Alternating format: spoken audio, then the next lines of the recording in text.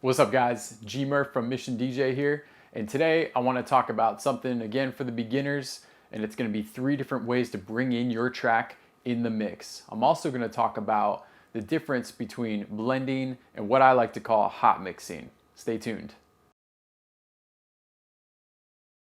Alright guys, I want to start this lesson with the discussion of counting beats and bars just briefly. And that's going to help you understand how to really efficiently use these next 3 techniques to bring in your tracks. So I'm using a controller today. As you can see, there's a turntable set up underneath. And I can go into another video if you guys like with turntables, but we're going to stick with controllers today because most likely you're a beginner watching this. This is mainly for beginners, and most likely you're going to be using a controller. So that's what I'm going to be using today.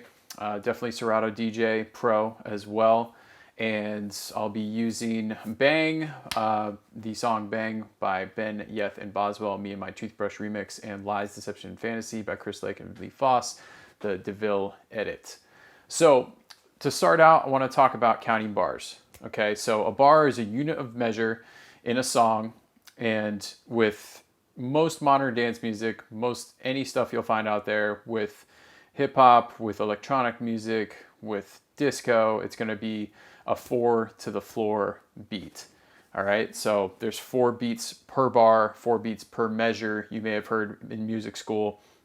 And what that sounds like is this: 1, 2, 3, 4, 1, 2, 3, 4, 1, 2, 3, 4, 1, 2, 3, 4. Now, that's one way to count it, but I'm going to make it a little bit easier for us and incorporate counting the bars into our main count. So instead of counting on our fingers, 1, 2, 3, 4, 1, 2, 3, 4, 1, 2, 3, 4, so on and so forth, until we reach a certain section or a mini phrase of say 4 bars or a full phrase of 8 bars, then we can lose track counting on our fingers. So what I'm going to incorporate is I'm going to replace the first beat of the next bar with that bar's number. So it's going to sound like this: 1, 2, 3, 4, 2, 2, 3, 4, 3, 2, 3, 4, 4, 2, 3, 4, 5, 2, 3, 4, 6, 2, 3, 4, so on and so forth. So start counting your music like that, and just know that you're pretty safe to stick with counting 8 bar sections. Sometimes there's 4 bar sections that are going to lead into a new section or phrase, but stick to counting 8 bars and get used to that. So we're going to be using those counting techniques today with our 3 different methods. So the first one is counting in the beat and then pressing play. Super simple, all right? So we want to just have good timing when we're setting our track up and when we're bringing it in. So I'm going to use what's called hot mixing so that we can hear it just straight off the bat. Hot mixing is basically this. This is an example of hot mixing where I'm going to have the volume fully up, so it comes in hot. It's not cold. With it down, it's going to come in hot, and you're going to be able to hear it right away. That's a little risky if you don't have your timing down, but I'm seasoned here, so I know how to adjust quickly. And if you're not sure what adjusting is, I'll show another video about beat matching and adjusting in that process. But this is what it's going to sound like.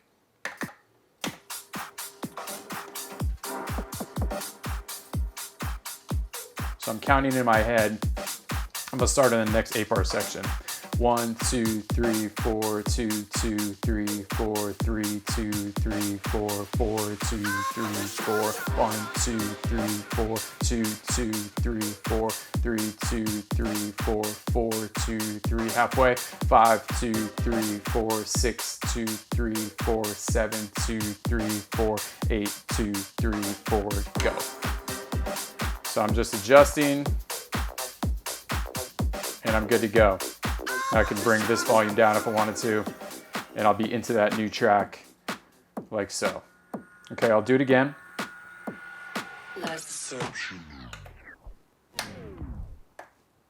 Gonna restart here. I'm actually gonna put a cue point where I want to bring in. So right here looks about halfway between these two, this big section here. And let's look at where that's at. 15, 16. So that's a 16 bar phrase. Beautiful. I'm going to mark a cue point there. And, you know, normally you're not going to bring in the song this quickly, but just for example purposes, I'm going to go start right there. So I'm going to give myself some time here. 1, 2, 3, 4, 2, 2, 3, 4, 3, 2, 3, 4, 4, 2, 3, 4, go. Adjust.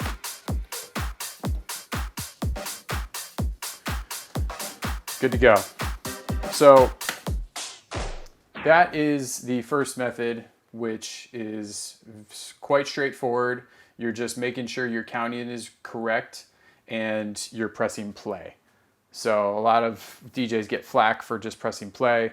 That's a whole different story, but technically we do that, but there's a method to that simplicity. So there's steps up to that simple, quote, simple step. All right, so we're making sure our timing is good and we're just pressing play at the appropriate time. At this particular case, this is our cue point at bar 17 in the first track. Okay, so that's where I would bring it in. 1, 2, 3, 4, go. Okay, I think you guys got that by now. Now, the second one is basically counting in the beat with a button of your choice. You can use the mobile cue point button. So you can set this anywhere you want. Cue right there. Cue right here. It's going to move, it's going to jump. You saw it jump from here, from there to there. So notice it's right there. I'm going to move up a little bit more. So the cue point is right here. It's going to jump to where I'm at right here. Say I want to put it right here. Boom. So if that's when the track is stopped, and you can see it's stopped because it's blinking. If it's playing, it's not blinking. And if I hit cue, it's going to go back to where I just put that mobile cue point. So it's mobile only when the track is stopped. Okay. Now that's one use of that button. The other use of that button, just like your performance pad with your hot cue, this one is in the beginning of the track. You can use it to basically keep rhythm and do what we just did, but more physically keep rhythm and then bring the track in. So same cue point as before. I'm going to start a couple bars back, and I'm just going to keep rhythm here. And what I'm going to do when it comes up is I'm going to hold it. I'm going to hold it and then press play. Adjust. So one more time.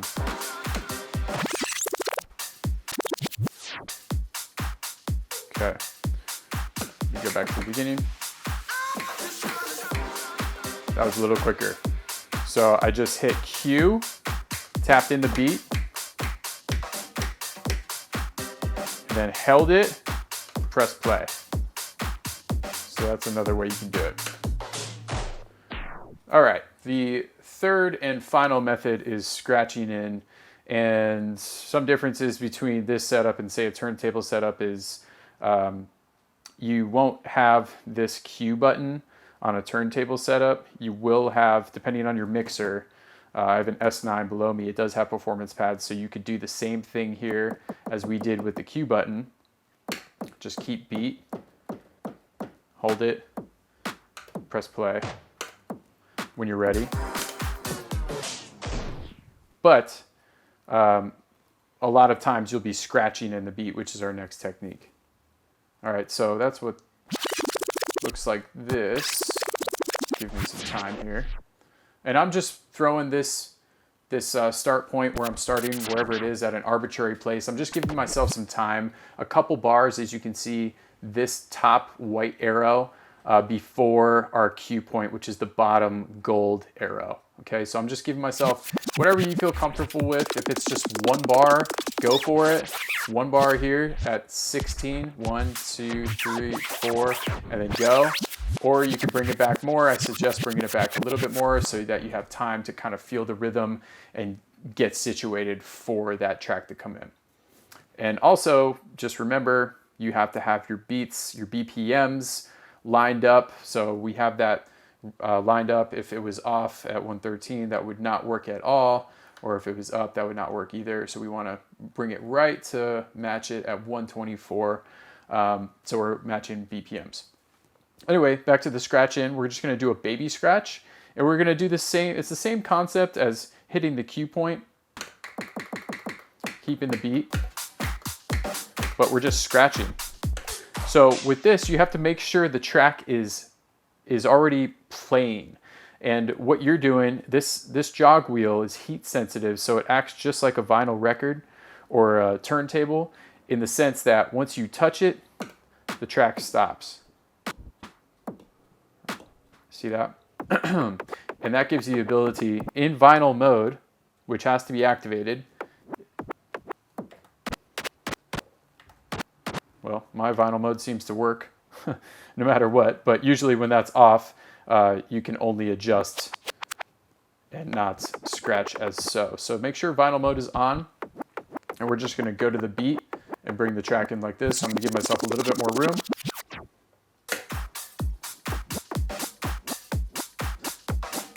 One, two, three, 4, 2, 2, 3, 4, 3, 2, 3, 4, 4, 2, 3, 4. And then adjust.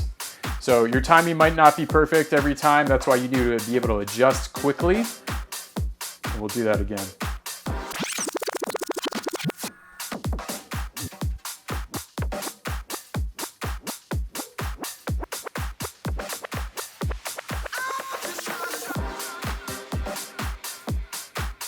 So that's one of the dangers or the risks of bringing in the track hot with the volume all the way up. If this was blended in, I'll show you how that works. So just to redo it, give myself some time. And I'm gonna start in our blend mode. It's not really a mode, it's just a technique. Bring the volume of the track you're bringing in, which is the right deck, track 2, down so that no one can hear it except you in your headphones. And we can talk about headphone setting right here in another video, but I'm gonna play the track 1. Get this ready, scratch it in. You can hear this in my headphones. You guys won't be able to hear it, but you can also do it visually. Boom. So that's lined up in my headphones. You bring up the volume. Then both beats are playing with each other right now. Want to adjust constantly just to make sure it's on point. And then I could bring this volume down slowly.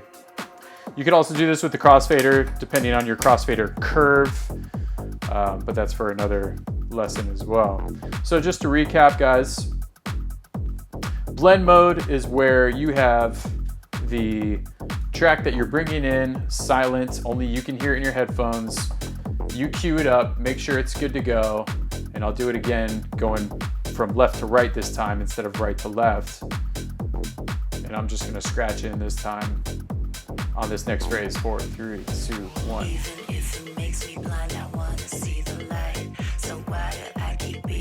So I can start bringing this up.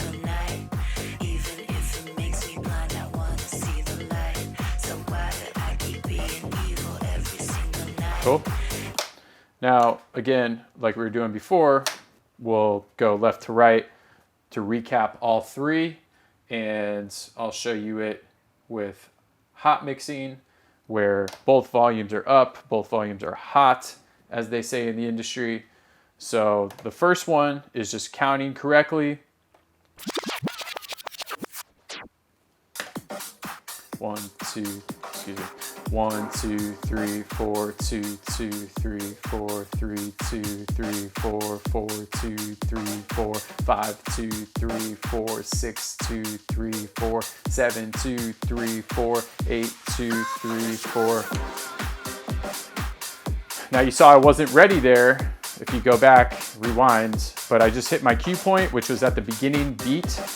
which is what I want. So I was able to reset real quick and then hit play. Okay.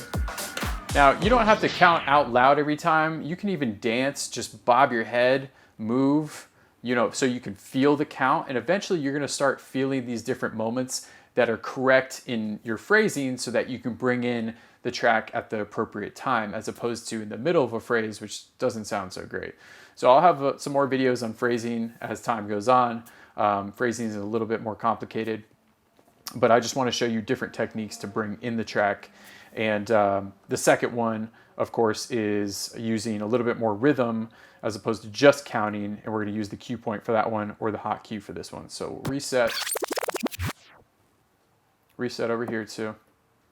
Use the cue point. I'll also use the hot cue. Boom. It's very interchangeable. And again, once the timing's right, you just hold it down. Or if it's already playing, you can just use the hot cue and just press it. It's going to go automatically. But if it stops, then I need to hold it as I'm doing now. If I let go, it's going to go back to the beginning. Press play. Adjust.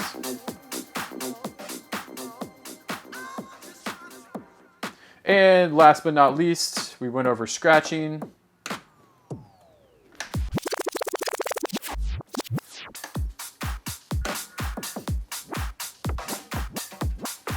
And again, guys, this is just to hone in your timing and help your rhythm out.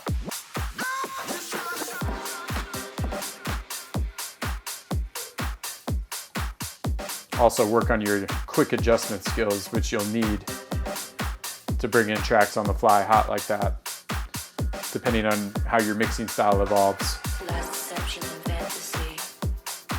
All right, guys, hopefully that helps, especially you beginners. So let me know if you have any questions.